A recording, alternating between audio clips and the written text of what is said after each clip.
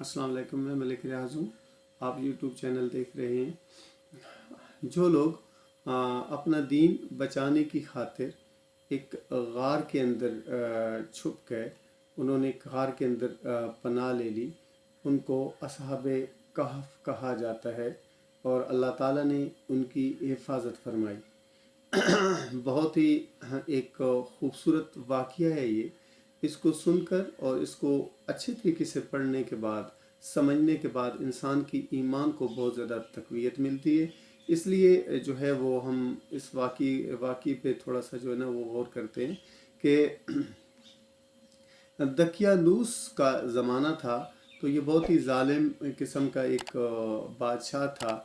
इसके ज़माने में हर शख्स पे ज़रूरी था कि वो बुतों की पूजा करे।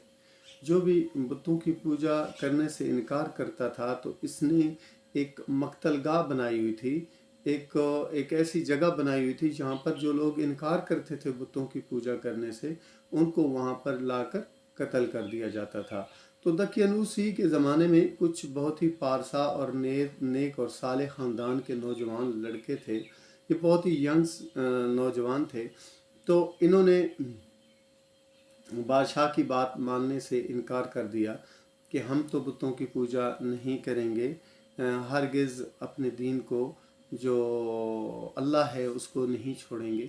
तो उसने उनको बुलाया और बुलाकर अपने पास बुलाकर कहा कि अगर आपने मेरी बात ना मानी तो जैसे मैं बाकी लोगों के साथ सलूक करता हूँ आपके साथ भी वैसा ही करूँगा। अब मैं आपके लिए रायत इसलिए कर रहा हूँ कि आप बहुत ही खूबसूरत नौजवान हैं, आपके चेहरे बहुत खूबसूरत हैं, जवानियाँ बहुत खूबसूरत हैं। तो मैं ये चाहता हूँ कि मैं आपको जैसे बाकी लोगों के साथ मैं सलूक कर रहा हूँ वैसा मैं आपके साथ ना करूँ। मैं आपको जस्ट 3 दिन की मोहलत देता हूँ। आप सोच लें, अगर आप बुतों की पूजा शुरू कर देंगे तो आपकी जान को अमान मिल जाएगी, लेकिन अगर आपने ऐसा ना किया तो मैं आपको कत्ल कर दूंगा। उन नौजवानों ने आपस में मशवरा किया कि बुतों की पूजा तो हम हरगिज़ नहीं करेंगे, क्योंकि हम अपने इतने अजीम रब को नहीं छोड़ सकते। इतने खूबसूरत अल्लाह को हम कैसे छोड़ सकते हैं, और एक बुतों की पूजा तो हम कर ही नहीं सकते। इस बात को तो साइड पे रखते। दूसरी बात है कि हम कत्ल कर दिए जाएं। ज़ाहिर बात है हम अगर इसकी बात नहीं मानेंगे तो ये तो बहुत ही फासिक किस्म का बादशाह है, ये हमें कत्ल कर देगा। तो बजाय इसके कि हम कत्ल कर दिए जाएं, हम यहाँ से शिफ्ट हो जाते हैं, हम यहाँ से कहीं दूर चले जाते हैं, इस शहर को छोड़ देते हैं। तो उन्होंने उस शहर को छोड़ना पसंद फरमाया, हिजरत करना पसंद फरमाया।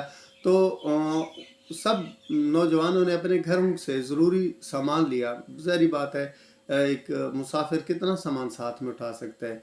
1-2 जोड़े कपड़ों के उठाए होंगे, कुछ थोड़ा बहुत खाने पीने की चीज़ें ली होंगी। तो लेकर शहर से बाहर निकलने के लिए रवाना हो गए। जब वो रास्ते में पहुँचे तो उनको एक चरावा मिला। वो भेड़ बकरियां ज़ाहिर बात है चरा रहा था। तो उस ने पूछा कि आप लोग कहाँ जा रहे हैं। तो उन्होंने वो सारी कहानी बताई कि यहाँ पर दकियानूस किस्म का नाम का एक बादशाह है जो लोगों को कत्ल कर देता है अगर वो बुतों की पूजा ना करें। तो हम बुतों की पूजा तो हरगिज़ कर नहीं सकते, इसलिए हम शहर को छोड़ रहे हैं। तो वो भी ईमान वाला था, वो जो चरावा था।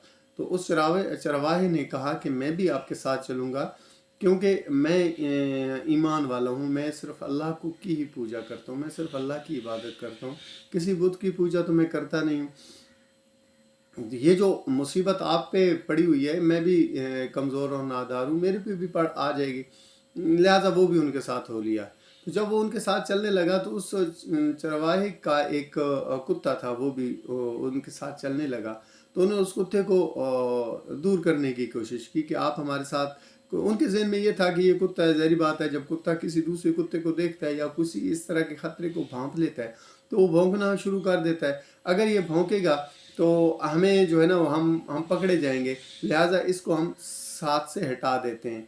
तो उसको कुत्ते को जब हटाने की कोशिश की तो कुत्ते ने बारगाह इलाही में अर्ज़ की कि ए अल्लाह मुझे क़ुव्वत गवाही दे। तो अल्लाह ने उससे बोलने की क़ुव्वत अता फरमाई।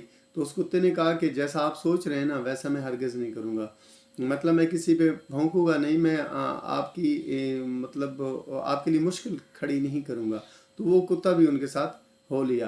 تو یہ کتا یہ جو لوگ تھے کتے کو ساتھ لیا اور یہ چلنا شروع ہو گئے۔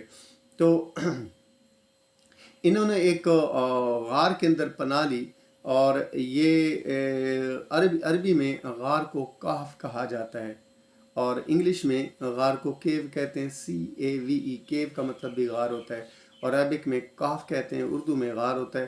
تو اسی نام سے جو سورہ مبارکہ ہے، اللہ پاک نے اصحاب کہف کی جو صورت ہے، ان کی شان میں ایک صورت نازل فرمائی اور اس کو کہف کا نام ہی دیا۔ تو کچھ لوگوں کی متضاد رائے ہیں کہ یہ جو ہے غار کہاں پہ واقع ہے۔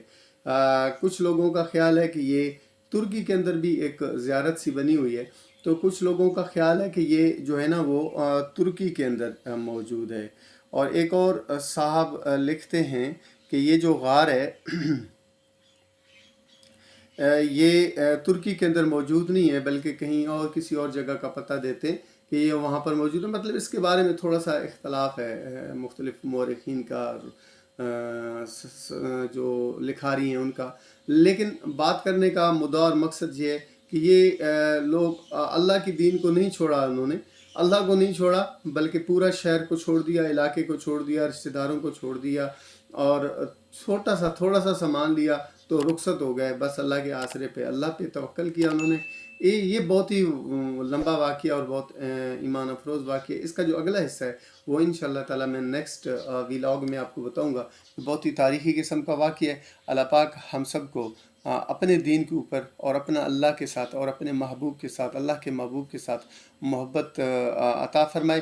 میری آپ سب سے گزارش ہے کہ حضور نبی کریم علیہ السلام کی ذات پاک پر ایک دفعہ درود پاک کا نذرانہ پیش کر دیجیے۔ شکریہ۔